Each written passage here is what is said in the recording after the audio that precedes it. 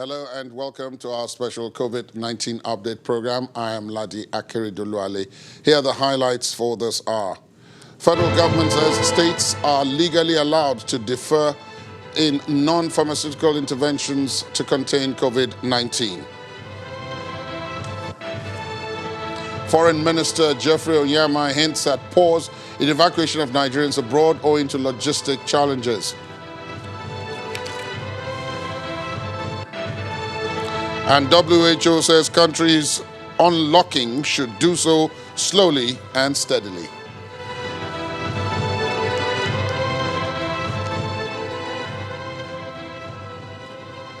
After a 5-week lockdown, the federal government eased coronavirus restrictions in Lagos, Ogun, and the Federal Capital Territory, Abuja, last week. The new measures in place following that easing include a ban on interstate travels, mandating the use of face masks and a curfew from 8 p.m. to 6 a.m. Existing restrictions on large social and religious gatherings also are remaining in place. The mass lockdowns had weighed most heavily on the poor, who are often part of the informal economy and so dependent on face-to-face contacts. For many of them, a day without work means a day without food. Hence the resistance that resulted in harsh responses employed by some of the security forces. At one point, security forces enforcing lockdown orders across the country were reported to have killed more people than the coronavirus. There were also cases of motorists bribing police officers manning interstate barricades. Meanwhile, to slow the coronavirus spread, the ban on interstate travel was to be enforced. We'll look at how this and reports of human rights abuses by security forces are telling on combating COVID-19 on the program. But let's quickly have a look at some of what happened today at the briefing of the Presidential Task Force on COVID-19, as well as other stories first.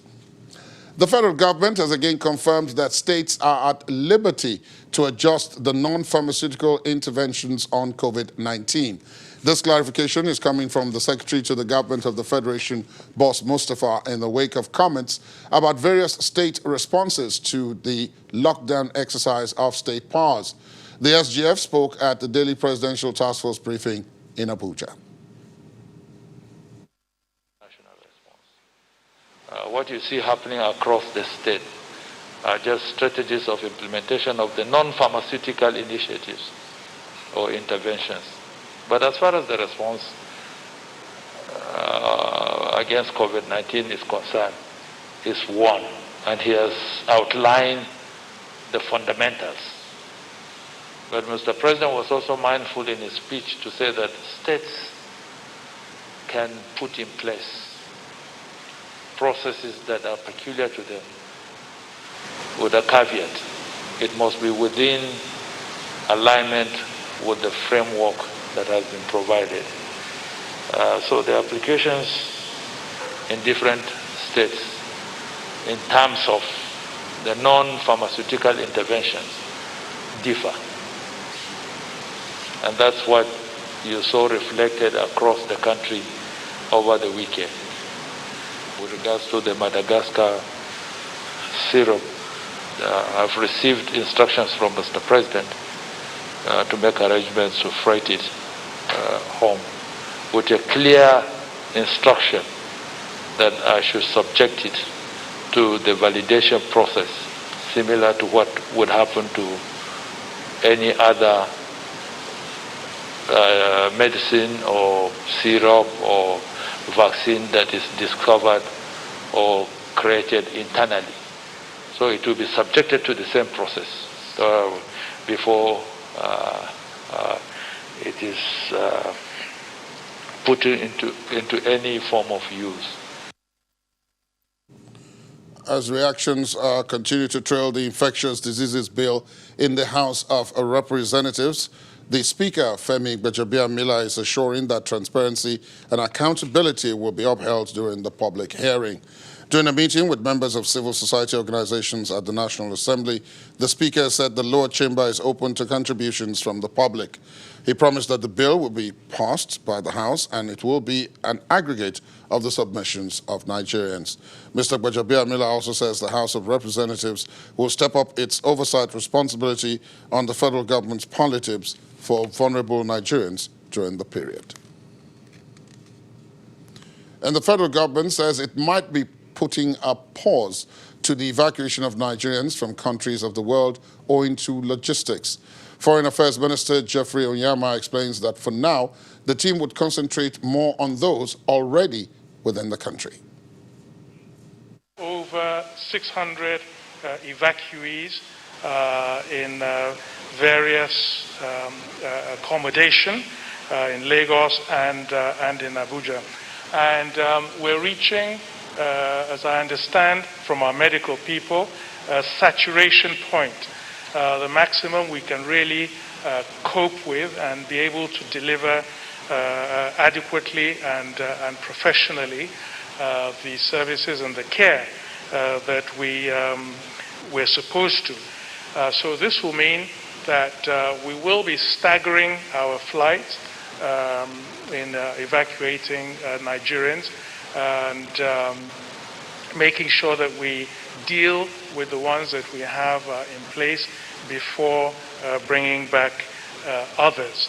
But we certainly, will hope that in an adequate period of time, we will be able to bring back some of the others out there.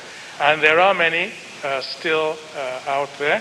Nigerians in China, India, Canada, South Africa, Sudan, France, Lebanon, Egypt, and all this really calls into question our absorptive capacity, our capacity to absorb, such large numbers.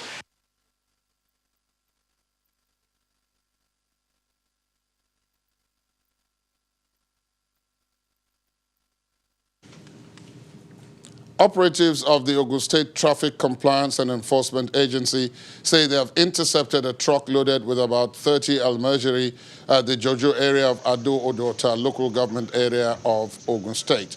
The truck is said to have been covered with tarpaulin meant to be carrying only goods. The true nature of what the truck was conveying came to light when operatives forced the driver to pack and loosen the tarpaulin, revealing the almergeri packed alongside sacks of pepper. The truck was reportedly turned back and led to the toll gate, the border area between Ogun and Lagos states from where they were said to have come.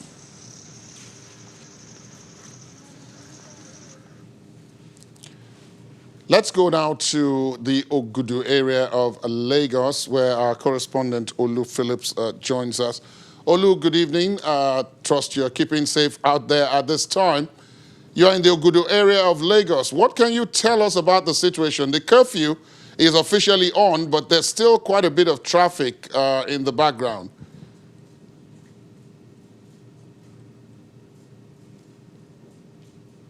Okay, so I would, Ladi, good evening. Good to have you again this week. I'll just pan a bit to my left, and I would ask my cameraman to zoom in a bit and to see the long traffic, if you can do that, please. And see the long traffic. These are the people that have been caught up against the curfew of 8 p.m. Now, initially they tried to get a bit scuffled with the policemen here, and they tried to overrun the police checkpoint here. And I think at this point we really need to have some reinforcement here because they're actually threatening to pull down the barricades here, claiming that they've been on the road for more than 5 hours owing to the traffic situation. Traveling all the way from Mile 2 up to this place. If you recall, there's a road construction, a federal road construction going on in that axis. But the sad thing is that that work only resumed when the lockdown was eased. During the lockdown, there was no work of any construction going on in that axis. Ladi. Oluso, you were talking about the need, that there might be need for reinforcement there. And of course, our theme this evening has to do with security. One of the things that has been in place during the course of this ease of lockdown is this curfew. So what you're saying, can I take that to mean that the police is enforcing this curfew as from 8 p.m., which was the time the president did talk about?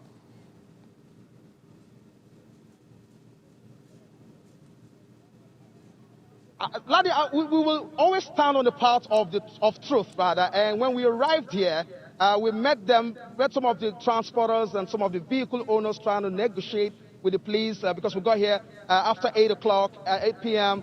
And as soon as they saw our presence, all of those negotiations ceased and they became conscious and all of that. I'm wondering how long this will take or how many times or how long stations like ours will be on the road to warrant police officers to do what they're supposed to do. They are meant to enforce security. They are meant to enforce law and order. And this is what we want to see across board because security is becoming big of a challenge since the easing of the lockdown. And if you recall, part of the reasons for easing the lockdown is economic reasons were given. And now people have been asked to come back to work, asked to get back on the streets. But again, most of them don't have any more jobs to do. The transporters, for instance, have to reduce the number of passengers. That means a downward trend in terms of income. All of the urchins that stand at bus stops and try to get monies and all of that from transporters are no more getting that. So we see broad daylight, people harassing other vehicle owners and users in traffic and on the road. I give you instances. There are places like in Mile 2, in Oshodi, places in Surulere, Ojuelegba, where you see people harassing you in the daytime, asking you for money. Laddie, this is the situation of law and order currently in Lagos as we experience the ease of lockdown. Indeed, Olu, thank you very much. We'll be taking up some of these issues when we get to that stage in our program tonight. Our correspondent, Olu Phillips, reporting from the Ogudu area of Lagos. And we return to the nation's capital, where movement into it has become a worrisome situation since the easing of the lockdown. Even as compliance to personal responsibility rules increase, with more people wearing face masks and adhering to the lockdown within the city, Abuja's boundaries are being inundated with migrants from all over the country, breaking the interstate travel ban, which begs the question, how are these migrants able to make it across several state borders with the ban in place? Our correspondent, Kayla Megwa, has more. Curfew breakers in the nation's capital. Maraba, why are you moving by this time when there's curfew? To the people that carry me, did not tell me like that. Some claim to be heading home from the Maraba axis, claiming they were stuck in traffic, which is interesting because they are carrying luggage. Why are you lying? You're not going to Cuba. Look at bags here. Look at their bags now. Where are you going to? The FCT COVID-19 task force believes these are migrants from northwest states. Since when did you leave Kano? The day before yesterday. And you pack all these people from Kano into Abuja. I'm not aware that there is a coffee now because it's the day first that I left here. My motor spoiled there. At the airport road, a group of commercial motorcycle riders are apprehended. Majority of them are coming into the city from Katsina State.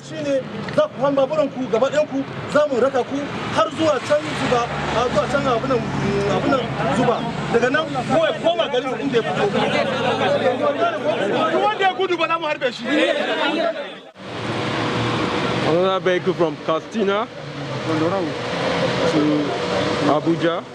I can't give a figure, but they are coming in their thousands. When I say thousands, if we can go out now to actually stay in some of those illegal routes around Dakwa area, Mandala Dakwa area, you will see them in their thousands. If you go to Abuja, you see them in their thousands here, and we are turning them back. It's a very, very tasking job here, but the police commissioner have told us we must keep doing what is appropriate under the circumstance. Kanu coming under partial lockdown, they are all running back to come and do business because Abuja has reopened. Some other ones as well are coming in for safety. I met a man who told me clearly well that he never got corona. That's one from Katsina. That should he even want to have corona, it should be in the FCT so that he can be sure of good treatment from the FCT administration.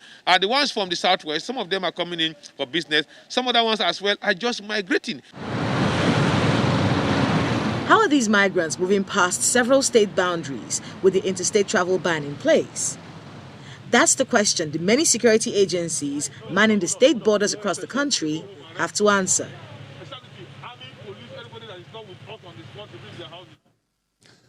Kayla joins us now from our Abuja studios, as usual. Kayla Megwa, good evening. And it's a Monday. It does appear it starts with a little bit of controversy, shall we say, for want of a better word. We're not talking strictly about people wearing masks and personal responsibility now. We're talking about movement. So it's not only people moving from north down south, which I'll be getting into in a little while, but now you're talking about people from everywhere moving into the FCT itself. How is that possible? That is the question, Laddie. Good evening. Thanks for having me again this evening. It's a problem. In fact, the chairman of the task force, he couldn't believe it. He was one that he was asking those people that question. How did you get here? You know, because you have to pass several states to be able to come to the FCT. So if there's an interstate ban on travel, how are they passing the various borders before you get to the FCT? That is the question. You know, and if we're going to really do something to curb the spread of this disease, if we're trying to, you know, contain states and actually get treatment and things like that, then these security breaches have to be checked. How are they passing all the states around them? If those motorcycle riders, 54 of them were from Katsina. 54. You know, and then there were many from other states as well. So how are they passing all the states you have to pass to get to the nation's capital? That is the question that every security operative has to answer, especially the ones that are manning the borders in the several states, Laddie. All right, Kayla, just one of those top bosses of the security agencies is with me here, and I'll be taking him up on just that, amongst other issues. Thank you so much, Kayla, for your reporting, and we'll, of course, check in with you a little bit later. Joining me in the studios now is the Lagos State Commissioner of Police, Mr. Akeem Odumosu. It's our pleasure to have you. Thank you for coming in. God bless you. You are under some pressure. Your command is under some pressure because it does appear as if, other than Abuja, Lagos is another place that a lot of people want to get into. Over the weekend, there were several reports of people hiding with cows in between bags of cement and so on, and being discovered just at the Ojodu-Bega border. How are you coping with that? Well, it's a challenge, but we have been trained for that. And the logistics to do this have been provided. So that's why it makes it easier for us now to ease the problem of doing that. Your colleagues in, I remember there was one of the reports where the truck was said to have started coming from Kano. And it ended up here in Lagos. The question which Kayla asked and several other people would have asked is, how did it get past all the others only for it to be your own command that then found them out in Lagos? The question being, are you in communication, operational communication with some of your other colleagues to be able to trace or track vehicles as they move about the country? No, we have. So we have a communication system throughout the whole country. But it's only where issues occur that one control room from a command will call another control from a command. Then maybe, I don't use that word now, so we'll be on the road and we'll look out for that. So for example, some of the ones that we got here now is collaboration between Ogun State and Lagos State. You know, we are a bit lucky in Lagos State because it's only Ogun State that we have border with. Either you're coming through Ekpe, you bust out at Djibouti there. Either you're coming through Turkey now, you bust out at still Djibouti there. Either you're coming out through Shagam, you bust out at Ogijo. So they're coming out through the main road now, you bust out at Bega. Or you're coming in through Songota, you bust out. Or even want to come in now through the other side, that you're coming through or area. It's still Ogun State. Outside Ogun State, the border we have is Seme, which is Republic of Benin, which have been closed since, and other federal government agencies, including police anyway. So the customs, the immigration are taking that one out. So that's why we have lesser one. We don't have so many policies from other states that can be so Ogun State. And once we are in good symbiotic relationship with Ogun State counterpart now. You know, last time we had a meeting now, we came in. So we are with my Ogun State counterparts. Yes. Where we now chose what I want. Yes. So after the meeting with our supervising assistants for General Police, the IGLA also Zone 2, so we came in here. So we have been working together closely. And that has made it to be easier for us now to checkmate this. We'll take a short break. We'll come back. The CP, of course, will stay with us because there are still questions surrounding, for example, the implementation of the curfew that has been imposed. But please, that will be after the break. Do stay on with us.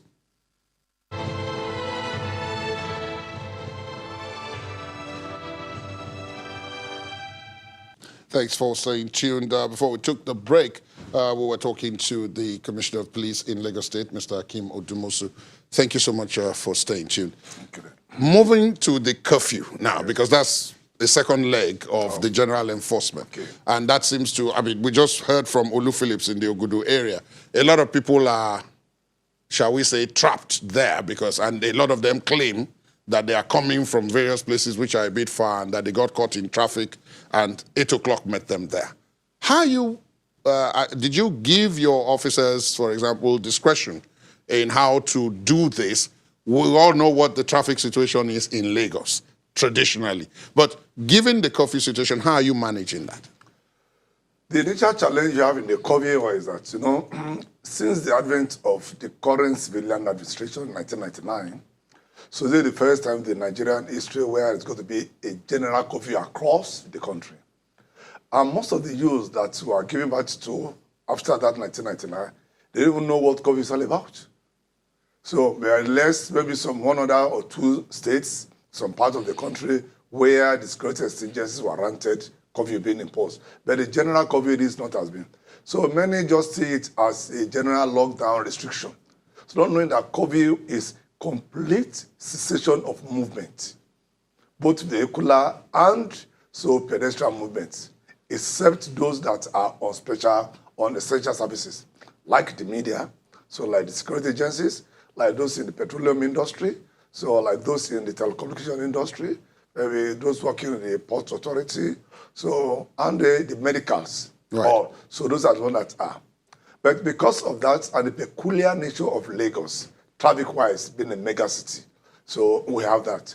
So the government of the state now said that between 9 a.m. and 3 p.m., so giving window of 5 hours, so before the curfew starts. But in Lagos, a vehicle break down occasionally, so and the times of getting it out or it becomes another one. So that's why we've been having those challenges. But challenges came in the first 2 days. Thereafter, now if you go to the streets now, people are already adjusting to it. And back to your question, so that the men, so discretion is the value of survival. Right. So now we told them that I told my men that those that are special duty, so they must create corridor. There will be creating corridor for those on special duty. Many a times I've got myself personally involved till 2 a.m. to 3 a.m. on the streets every day. So at least the first 1 week to make sure that we adjust to this. I will be doing this. But along the line, some that are on special duties, essential services, we after closing, or maybe want to go on walk around in the hospitals now, going to take night duty. Those who are not supposed to be on the road must have taken more of their time. So because we are forcing it with human face, so what you just do is a persuasive enforcement rather than combative enforcement. And that's what you'll be using now together. So creating corridor for those that people who are genuinely affected. Duties who must be on the road 24 hours, irrespective of curfew or not. Now, another complication, let me put our Lagos CP on pause and go to our Abuja studios where Mr. Bala Chiroma, the Commissioner of Police in the FCT, joins us. Good evening, Commissioner of Police. Thank you for your time. You heard from our correspondent in Abuja there while she was talking about the fact that Abuja, just like the Lagos CP has talked about, is one place where a lot of people seem to be headed as well. How are you controlling this situation there, given the fact that you are under orders to prevent interstate movement? Good evening, Bayo. The lockdown on interstate movement is on. What we've done here in Abuja is to man the known entry and exit points. We have adequate deployments, all sister agencies. Therefore, we do not have much movement through these particular entry and exit points. But there's a level of desperation amongst people wanting to travel. You find out that they look for alternative routes. Some of the places they follow, you wouldn't believe it. go through bush paths and come out on the highway again. We are quite conscious of this. Therefore, we had mobile patrol teams. And these mobile patrol teams have been so effective, and they are the ones responsible for interception of the persons you showed on the clip. We, on arrest, ensure that we take them before our mobile courts and direct them to go back to where they are coming from. Now, in terms of the implementation of the curfew, you heard me ask the Lagos CP about how he's controlling the situation in Lagos. Lagos is the nation's commercial capital. Abuja is the nation's administrative capital. How are you doing that in Abuja? The problems are almost the same. You find out that you still see people outside. But most of these people you see are most of the people on essential duties, journalists, medical personnel, so on and so forth. What we've tried to do is we lock down completely and create corridors for those on essential duties to proceed on their journey. CP, I'm going to give the two of you 1 minute to answer this, because definitely a lot of those who are watching the two of you will want you to address this aspect. There have been, of course, insinuations, and there are people who say, look, it's not possible for anybody to leave Kano during an interstate lockdown and head for Lagos or head for Abuja, except there's been some sort of arrangement or compromise with the security agencies who are in charge of the interstate borders. Two of the correspondents who reported there talked about that. First, from you, CP Abuja, what can you say about that? I don't see it as wholly as an issue of compromise. Just as I stated earlier, there is a high level of desperation amongst people to move from one location to the other. Therefore, they are very conversant with the terrain. They know how to beat locations where security agents are posted. That is why I told you that what we did was that we were very conscious of this. Therefore, we resolved to have mobile patrols that go around trying to pick out these possible routes these people would follow. And that has proven to be quite effective. As I said, interceptions were made along these lines, and that is why we've had some measure of success in intercepting people and returning them to locations from which they are coming from. CP Lagos, same question. Yes, the same thing. You know, I said it earlier that the luck we have in Lagos is that it's only one state we need to police when it comes to the border one. And because of the relationship now we have, you know, one of the strategies we adopted there is that we'll be able to relocate so our checkpoint now from Bega to the OPIC, in front of OPIC, where those who are coming, who are not supposed to be in Lagos now, will easily turn them back. And that makes it easier for us. So the same thing at that Songo axis now, we relocated. Because we realized that the initial one, when we start the checking now, it goes round into the city and call it disturb those. So that strategy now has worked like magic for us. But as my counterpart in Abuja said now, nothing like compromise on the part of any security agent. It's just the overwhelming one of the volume of traffic. So that those that are, especially in Lagos now, those that are in the civil services, you see, for example, those in the petroleum industry. So they come to Lagos mostly now to load. Yes. And to go out into the hinterland. So that's one now, firstly. Secondly, those that are from the port authority, so the container that are moving out, so we have all this volume of traffic on the road. And that's why now it's a bit challenging. But with the creation of special corridor for all those societies now, we'll be able to surmount that. And many people are becoming more conscious of it, unlike the first 2 days we started. So right. They're having self-compliance.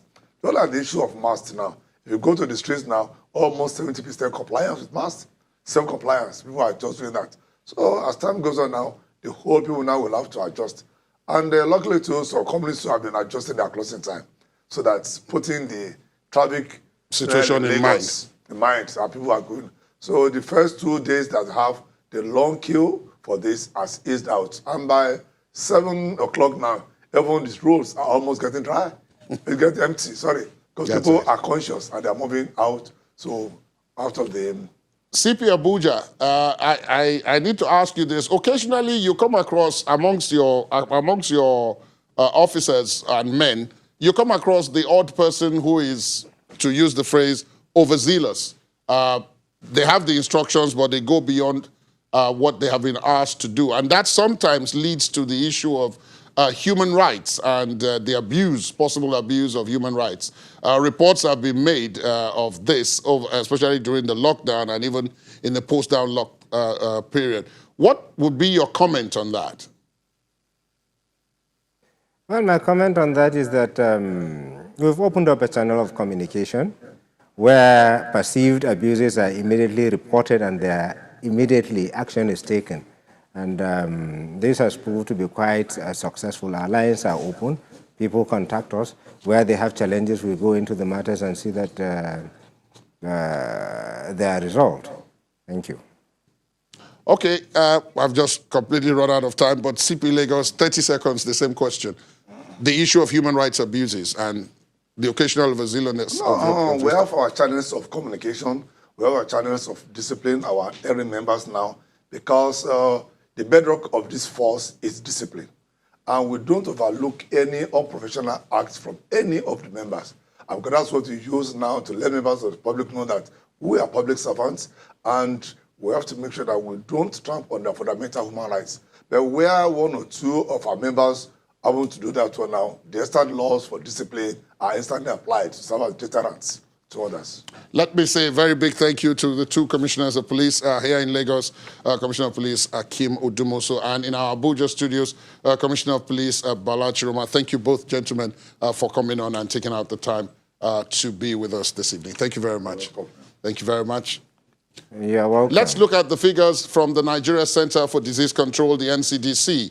The southwest region of Nigeria continues to record most of the COVID-19 figures in the country, currently accounting for 2,095 confirmed cases. Lagos State, which is the epicenter of the outbreak, has 1,845 of these cases. The northwest follows with a total of 1,176 cases, and Kano has more than half of such cases.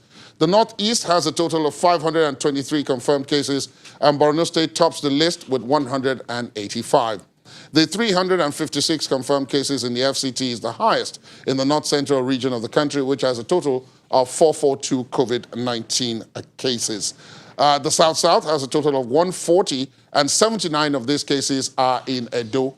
The southeast has the lowest COVID-19 figures, which stand at 23, and 10 of this is for Enugu State. The total confirmed COVID-19 cases in Nigeria in the last 24 hours is 4,399. And of that number, a lot more patients have been discharged, 778 of them, while sadly 143 deaths have been recorded. You can find more information and facts about COVID-19 on the website of the Nigeria Center for Disease Control, the NCDC. It also has tips about all other matters concerning COVID-19 and the coronavirus. Now we go to Hajara Aliyu in Bauchi, who has an update of what the situation is in there. Less than a week after protests rocked two isolation centers in Gombe State, the State House of Assembly has reacted by summoning of this COVID-19 Committee Task Force to have first-hand information about what transpired. Details about what took place during that meeting are still sketchy because it took place behind closed doors for over 2 hours. But it is hoped that a solution will be reached to a potential explosive situation at the isolation centers. Take a listen to what the Speaker of the Gombe State House of Assembly had to say immediately after that meeting. And a lot of far-reaching decisions have been taken, and the House will sit down and consolidate and look at the issues discussed, and then we shall come out with a position. So we have heard from the task force the journey so far, the challenges they are facing, and of course their successes. There are successes, and of course the journey so far. So the House is quite impressed with what has happened, and you could see the turnout is very impressive. All the members of the committee have been able to express their feelings and minds freely to the House. And like I said, the House is going to deliberate on the issues, and then we are coming up with a position. Residents of Gombe State have had one or two complaints about how the Gombe State COVID-19 task force managed the outbreak in the state. As we speak, the Gombe State governor is meeting with stakeholders in the state, and it is hoped that a meaningful resolution will be reached during that meeting to put an end to the crisis. Hajara Aliyu, Channels Television. In the case of more cases being recorded, the Ekiti State government has put in place a 100-bed isolation center as a measure for immediate response. The state government also assures of continuous fumigation of public places and regulation of human activities to keep the state safe. Babajide Agbeo has more. Ekiti State government has been taking the proactive and preemptive path in the face of more cases of COVID-19 being recorded. The state government has set up a 100-bed isolation center. This center is located within the same facility being used as isolation center at the moment, which is the Obade Jugbe Hospital in Nado, the Ekiti State capital. The governor of the state, Dr. Kaude Fahimi, inspected this facility earlier today, and we are told it will be good for use very soon. More cases have been recorded, but more patients are also being discharged. The Commissioner for Health in the state told journalists earlier today that 5 more patients have been discharged from the isolation center. So she said 5 have been discharged and 5 are still there. But it is important to note this. One of the new cases recorded in the state is another case of somebody breaking the boundary barriers, somebody beating the lockdown in the state to gain entry. And this person came in from Kano State. And this development underscores the need for more vigilance and more truthfulness on the part of the security agents manning these borders. The state government also needs to keep an eye on this area, because if the inside is kept clean and violation is permitted from the outside, we will still have a big challenge on our hands. And the state government has promised that it will dot its I's and cross the T's in terms of its strategies so that this area can be addressed. The Commissioner for Environment in the state also said fumigation of public places will be a continuous exercise, that now the days where we have lockdown will be used to fumigate public places. Violators of COVID-19 rules are also being punished in the state. A loud and recent one is the man fined 40,000 naira by the magistrate court.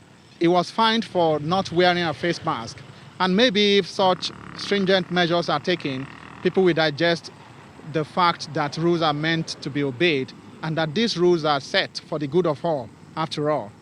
From Ado Ekiti, the Ekiti State capital, Babajide Agbeyo. Thank you, Babajide. Now, to look at the mental and psychological side of the impact of COVID-19 is a consultant psychiatrist and clinical psychologist with the Federal Neuropsychiatric Hospital in Yaba, Dr. Richard Adebayo. Dr. Adebayo, thank you for your time. Thank you. Good evening.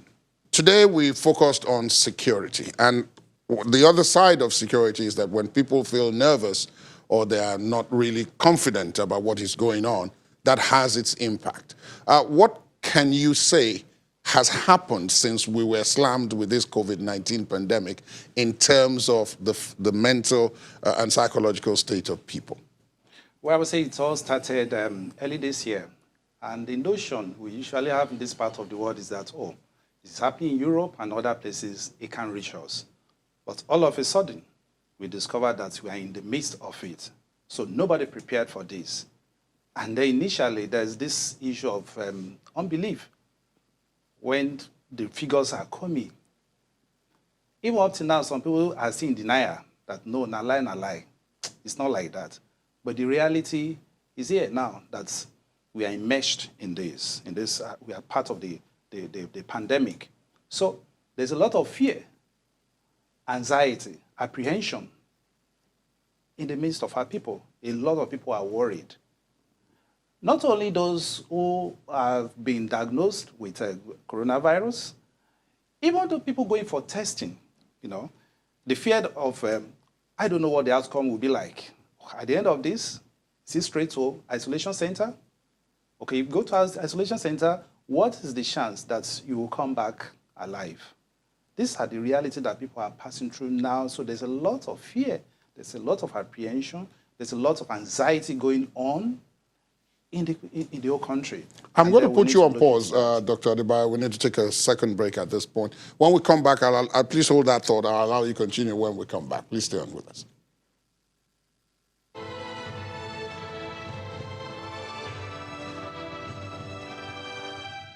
Thanks for staying tuned. Welcome back. Dr. Richard Adebayo is still with us. Dr. Adebayo, before we took the break, you were talking about the possible impact. People who test positive, what's going to happen to you. Loved ones left behind by those who go, who end up in isolation, what happens to them? And then, of course, all of this exacerbated by the general fear that something in the general society may also have some kind of impact. Now, what would you say that people should do if they were to find themselves with this level of fear, so that it doesn't then go on and become a clinical condition apart from COVID-19 that they will also be treating? Yes, it depends on the category of people we are looking into now. For those who are positive and they have to go to isolation center to be treated, they need to brace up and be strong. And then there should also be a kind of psychosocial support among the team managing them. Now, they don't have to be there. I mean, the psychologists and the psychiatrists, mental health workers, they don't have to be at the isolation center all the time, but there should be a way of talking to these people, counseling them, discussing with them through video calls, through phone calls, that they can be reassured that, look, this is not a death penalty, that they can come out of this. The mind is very powerful. For those who have given up at the initial stage, it may be very difficult for them to really struggle with this virus and come out alive. But for those who have hope, for those who are being given reassurance every now and then, there's a tendency that, by the grace of God, a lot of people are coming out of it, and there's so many people we believe will still come out of this. But looking beyond that, the people in the population now, even those who tested negative, there's still this fear that, are we sure this test is correct? Then are we sure that 2 days or 3 days later, they also will not get caught up again? The fear is there too. And those who are listening to news every now and then, negative news all over the places, if you know that you cannot cope with this, each time you get the updates, and then there's a fear, there's palpitation, there's anxiety in you, then it's better you keep off. And then people must also be aware of where they source for their information, not just anything posted on WhatsApp or social media. They should look for authentic information from NCDC, and then it doesn't have to be every time that you want to listen to that news, because what may happen thereafter is that you find it difficult to sleep, you discover that you're anxious, then some people may start having those symptoms. It's psychological. I've seen people who thought they had the symptoms of coronavirus. It was born out of anxiety. And they went for the test and they came out negative. So those are another category of people. The families also, the loved ones who feel that, oh, this person is in an isolation center. What happens to him? Will he come out alive? What happens? The fear is also there. So if you look at all these ones mentally, there's what we call acute implications, and then chronic or long-term implications. In the acute phase, that's when you have this anxiety, hopelessness, and the fear, disruption in sleep pattern, acute stress reaction. But even after treatment, post-COVID, we are still going to have a lot of issues. People are forced to stay at home. Their means of livelihood have been disrupted. They don't know whether they are still going to get their jobs at the end of it all. Some have lost out. All these are issues. During the period of forceful lockdown, some people have been subjected to domestic violence. Some children have been exposed to abuse, here in one form or the other. All this will have long-term effects to what we call post-traumatic stress disorder. So how do we overcome all these ones? Apart from you trying to minimize your exposure to negative news and all that, then people should also be mindful of their mental health. That is not just about having cough, sneezing, and all that. Things you can do to promote your mental health. Rest. A lot of people have been resting at home. Exercise is also key. People should also be mindful of the kind of food they will eat. Not the kind of food that you eat and then you are bogged down, you are start putting on weight, and then you find it difficult to sleep. We should also look at the opportunity to really synergize with our family members, because if anything at all, this lockdown has shown to us that the family is key. So a lot of people need to look back beyond their jobs, beyond their careers, and look at the invest family. in their families. Dr. Adebayo, I wish we had more time, but I'm sure we'll have you back at some point in time in the future to take a more deeper look, especially since this is post. Dr. Richard Adebayo, thank you so much for your time. Thank you. Just before we go, the Director General of the World Health Organization, Dr. Tedros Ghebreyesus, says the slow, steady lifting of lockdowns is key to succeeding in the fight against the coronavirus. Many countries which have started easing restrictions, such as South Korea and Germany, have seen jumps in new cases following the changes. Dr. Ghebreyesus says lifting lockdown is complex and difficult, but that countries such as South Korea, Germany, and China have the appropriate systems in place to respond to increasing cases. Thanks for being with us. That's the COVID-19 update at this hour. My name is Ladia Kiridoluale. We're back tomorrow at noon with updates at 6 and then at 9. Good night.